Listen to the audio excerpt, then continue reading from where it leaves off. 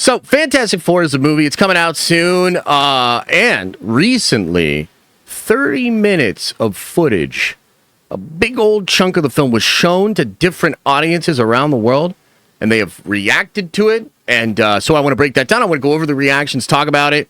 But then also, there's something very important about what was seen, and it was the fact that Reed Richards is still the leader of the Fantastic Four. I know a lot of you guys were worried about that. A lot of people are like, they're going to MCU girl boss Sue Storm. If you were personally worried about that, throw a 1 into the chat. Just out of curiosity, let us know. Because I will be breaking down why you have nothing to worry about. Chill out. Chill out, little babies. All right, here we go. Early Fantastic Four First Steps reviews reveal who's really at the center of the story and who is running the show. Okay, hang on. Wrong one. Early reactions revealed for the Marvel's Fantastic Four setup after 30-minute fan screening event. That's the right one. Everybody chill out. And also, let me adjust this better. Warning, this post contains spoilers for Marvel's Fantastic Four. Okay, spoilers here. I don't think it's going to be too much, guys, but yeah, technically spoilers here.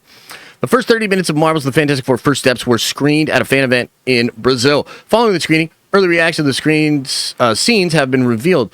The plot appears to revolve around Sue and Franklin Richards. Several villains show up, with others being referenced. Ben and Johnny also make a strong impression. So we're going to go over some of the things that were revealed in the 30 minutes. This is coming from ex-user Joseph Quinn Brazil. Shared details about 30 minutes here. So here we go. Buckle up your buttholes. Are you excited, chat? Here we go. Okay, first up, Pedro Pascal and Sue share plenty of screen time. Aw. Oh, that's nice. Reed's stretching powers look amazing in the film. That's awesome. And by the way, I agree, just from what we've seen in the trailers. I've kind of gushed about it, but I really love the attention to detail in the power sets. I mean, Sue's powers look realistic in the way that they reflect the light, and it's like, whoa, it's so mind-blowing. The rocks on Ben look like legit to me. Johnny's flame powers have literally never looked better, and they've done a bunch of versions of that. But Reed is somewhat of a standout because a lot of the other Reeds and other stretchy characters, they make them look so, like, floaty and like they're made of rubber, and that's not what's going on with Reed. So I really respect what they've done with the powers, the way that the inertia feels real, that he like can stretch, but then it feels like there's a snapback. It's pretty good. The plot seems to focus on Sue and Franklin. Okay, that's interesting. Reed takes the lead and makes most of the team's decision. Now, again, we're going to talk about this in a little bit here, but this was multiple folks. It wasn't just this guy, but people were saying in the scenes, Reed is the one that is calling the shots. And I know a lot of you were worried about that. Technically, I was a little bit worried about this. It's not that Sue couldn't have an insight. It's not that Sue is not a brilliant person. It's the fact that Reed is the smartest person in the universe. So there's a unique quality. And if you're not going to listen to the smartest person in the universe, then I don't know what the fuck we're doing here, right? So it's actually great to hear that Reed takes the lead and makes most of the team's decisions. That's good. Ben and Johnny have a strong impression. That absolutely makes sense. These two characters seem great together. Shia LaBeouf's action scenes are absolutely wild. And that is obviously true as well. And dude, I'll show you this too, because every time they show one of these new trailers and you get a little shot of the action with the Silver Surfer, every single time I see one of these scenes, I shout that it should have been Norrin Rad. And then after I get that out of my system, I gush about how good it looks. Look at this shit, man. I'm going to pull this up for y'all. You gotta see. Wait, what? How can I not? I can't make it bigger? What the fuck? Do you see this shit, dude? Like the fidelity of this scene. My God, this is going to be a ride. Okay, anyway, let's get back into the thing here. There's a lot of action with everybody showing off their powers. That's awesome. Each character appeared to have a clear personality arc. That's good. The visuals are immersive and there's full of detail. Several villains appear, with others being referenced. By the way, there was this weird thing that happened where John Malkovich was not in one of the press releases, and a lot of people were like, oh my God, they took him out of the film. There was another press release, and he's in that one. I'm pretty sure he's still in the movie.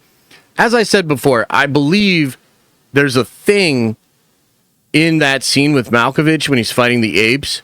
There's like that, it's like almost like a rod or whatever. Like, I think that's actually important to that scene and also to when they defeat Galactus. So I think that scene is important. I had trouble imagining that they would have cut it, but apparently it's still in there. Let's see here. The CGI is top notch. That makes sense, dude. We have seen the CGI, and it looks absolutely fucking incredible. So a lot of really, really positive stuff coming out from that Fantastic Four. But let's linger a bit on this, because I know it's something that you guys really care about. Early Fantastic Four reviews reveal who's really at the center of the story and who's running the show. The Fantastic Four are officially joining the Marvel Cinematic Universe, and early reactions are starting to reveal what fans can expect from the film. While the movie doesn't come out until July 25th, 2025, some early reviews have already popped up online, and they're giving fans a peek at who's really taking center stage in the story. According to social media Fantastic Richie, the film puts a strong focus on Sue Storm and her son, Franklin. Even though all 4 team members are in the spotlight, it sounds like Sue and Franklin are at the heart of the story, which makes sense, especially considering what we know about Franklin Richards, his crazy power, Galactus, what Galactus wants, all that sort of stuff. So all that makes sense. Reed Richards, played by Pedro Pascal, is reportedly the one making most of the big decisions in the film. But it's Sue and her son who seem to carry much of the emotional weight.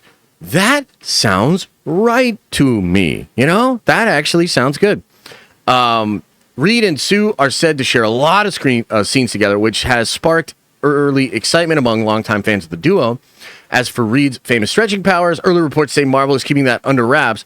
Reed's powers are being hidden in the trailers, one of the sources claimed, possibly hinting at a dramatic reveal in the film. Ben Grimm and Johnny Storm also get their time to shine, especially in the film's first 30 minutes. The CGI and the sequences were reportedly phenomenal, helping to bring the characters and the world around them to life in a way that fans haven't seen before. The movie is set in a retro-futuristic version of the 1960s, with the team facing off against none other than Galactus, Cosmic Threat, blah, blah, blah.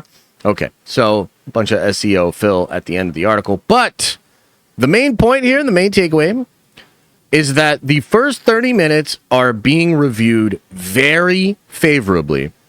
And the one takeaway that I think is important to the conversation around the film is the heart of the movie is Sue and her son. And yet it does seem like Reed is going to be the one making the decisions in the film. And I think, you know, to linger on this for a little bit here. Oh, I can't do this. I have more notes. I can't throw that away. To linger on this for just a moment here, guys. I think it definitely matters, you know, and, you know, we can go through this whole conversation again where some of you are like, it doesn't matter. The people that care about this are lame or whatever, but they exist. You know they exist because you made it your nightly duty to fight against them on social media since 2016. So you know they exist. I'm just so sick of having to have these little fights and these arguments and this bullshit. And I'm literally at a point, like, I'm not even trying to hide it. This is just the take. This is where I am at. Placate. Just give them what they want, because I don't care enough about the integrity of the messaging in a Hollywood movie to allow the discourse to degenerate into the place that it has, and to allow these films and these characters and the things that I care about to be dragged down into the pits of hell of conversation. I do not care enough about what you think matters, Hollywood. Go fuck yourself. So please, for the love of God, stop doing this. Stop putting this in movies. And, you know, there's a conversation every single time one of these things comes out. Anytime one of these issues is addressed in any meaningful way, there's always a conversation about it. And people are going to feel differently, and people are going to have their opinions. Ultimately, it's nice for me to hear that Reed is actually calling the shots in the film. And I, as silly and as stupid as it sounds, that's going to actually push some people to be more accepting of the film, right? And it's because they're actually having sort of a reaction to what they perceive as like this messaging, this threat, this inorganic, inauthentic thing, propaganda, whatever you want to call it. It's so obviously a super big deal for a lot of people. And all of these studios are like trying to figure this out right now. They're like, how do we please the fans? And fandom itself seems so divided and so toxic and so crazy. But I think that if all of your focus is on that, you're failing to see that there are projects and movies that are actually able to succeed at a very high level. And part of how they do this is they actually avoid conversations about the messaging. One example that comes to mind is Barbie. So Barbie was, I think, like, you know, and so maybe you'll be mad that I use this word or whatever, but I think Barbie's an incredibly woke movie. Like, I think Barbie has all sorts of ideological messaging within its plot, but it wasn't in any of the trailers. There was a mandate for all of the stars. We heard about this. This came out in the Hollywood trades later on. All of the stars of Barbie were told specifically to not discuss the messaging of the film while they were out promoting the film. And I think that is so obviously the right move. It is so obviously the right thing to do. And I was like really hoping that Marvel would just give us a little bit more of a proper Reed Richards and not try to make him take a backseat to Sue, not try to make this, I don't know, some weird, like, let's make up for all of the patriarchal stuff that we've done over the last 50 years or whatever the motivation was. I'm so glad that it seems like they have not actually done that. Whew. Sigh of relief. And at the same time, all the shit about the movie seems fucking awesome, dude. This is a film where, like, unlike Superman, which I had a lot of, like, back and forth moments on, and I was truly just not sure how it was going to hit me. The Fantastic Four movie seems like it is going to be right up my alley. Like, right up there. You know what I mean? Like, right up nicely in my alley. You know? I am very excited for this movie. It seems to have all the trappings that I like. The design, the aesthetic, the visuals, the action, the characters, dude. Johnny has completely won me over. Sue seems awesome. Very protective super mom. I can't wait to see it. Even Pedro has won me over in a lot of the scenes that you see. He just seems like they figured it out. And it's also possible that this was not something they figured out right away, because we've also heard that, like, they told Pedro to dial back the accent a bit. He was going a little bit too much like, look here, see, you know, and they had to dial it back. That's all part of finding the performance, finding the film. But I'm excited, man. I'm really excited for this thing. I predict Fantastic Four is going to do very well, and I predict I will love it. I'm actually kind of hoping it'll be in my top 5, but I'm also trying not to do that thing where I get too hyped up and I build like a perfect version of the movie in my head.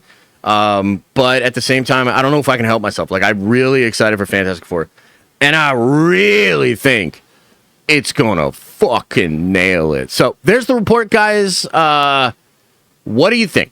Thanks for watching, and if you like this clip, smash a like on the actual video and subscribe to this channel. That way more of these clips get into your feed. I've also linked the full episode below if you want to check out the entire thing, including the Q&A we do with fans. You can also watch this show live. We do it live Monday through Friday at 11 a.m. Eastern Time. And you can also find all of my content, including the videos I put on my main YouTube channel, on the podcast feed.